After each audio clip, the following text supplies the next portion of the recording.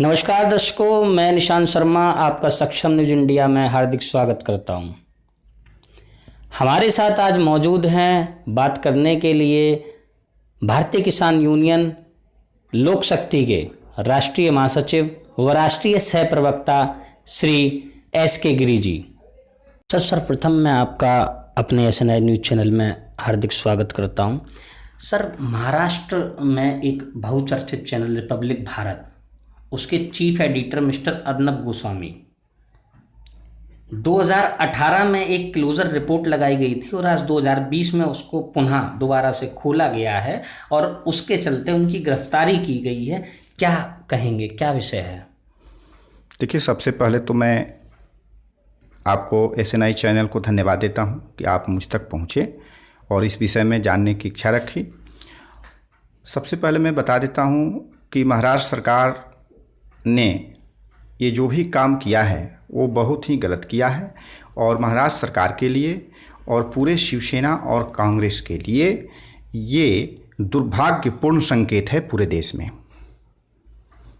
और 2018 का closure report जो बिल्कुल क्लोज हो गया था, उसको 2020 में खोलने की कोई ज़रूरत ही नहीं थी। इसे तो खुलवाने का काम किया है उद्धव ठाकरे ने, अपने गृह मंत्री को इशारा दिया है और अनन्या नाइक की बेटी अदम्या नाइक को अपने गहरे प्रभाव में लेकर के पुनः जांच शुरू करवाई गई है। ऐसा इसलिए किया गया है कि पालघर साधु संतों का हत्या और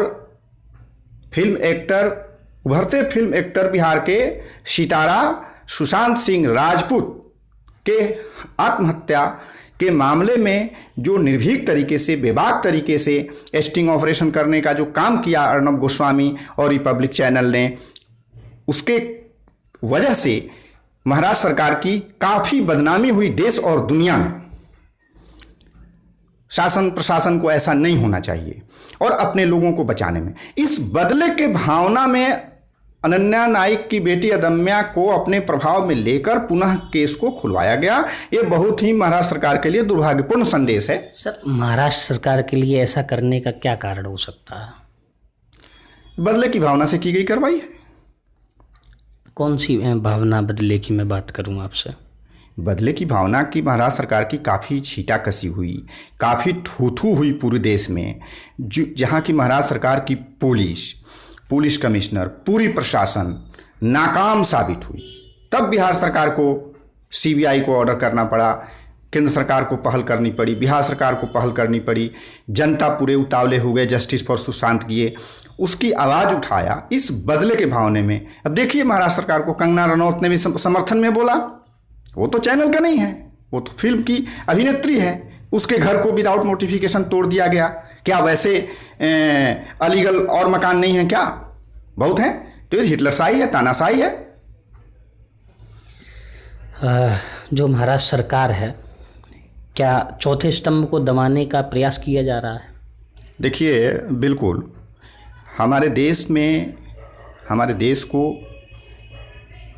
चलाने वाले न्यायपालिका, कार्यपालिका, विधायिका और पत्रकारिता, ये 4 स्तंभ हैं। इसमें सबसे अहम भूमिका हमारा पत्रकारिता अदा करता है और जन जन की आवाज़ को, जन जन तक कहाँ क्या हो रही है, कहाँ भ्रष्टाचार हो रहा है, अत्याचार हो रहा है, सरकार निकम्मी है, क्या है, कुव्यवस्था को उजागर करने का काम करती है। तो वो बेबाक करेगी। लोकतंत्र में स्वतंत्र बोलने का, अभिव्यक्ति व्यक्त करने का अधिकार है, एक आम जनता को अधिकार है। ये तो पत्रकार हैं, मीडिया है, उन्होंने ऐसा किया। उससे उनकी बदनामी की भावना में, इस बदले की भावना में महाराष्ट्र सरकार ने ये कदम उठाया है। ऐसा नहीं करना चाहिए और पत्रकारिता को भी सबक लेना चाहिए। हम सब पत्रकार बंधुओं का हुंकार करूँगा, खास करके media, electronic media, print media, web portal media, सबका मैं हुंकार करता हूं कि पूरे देश में संचालित पत्रकार संगठन एकजुट होकर एक मंच पे अपनी आज़ादी और स्वतंत्रता के लिए खड़े हो जाएं।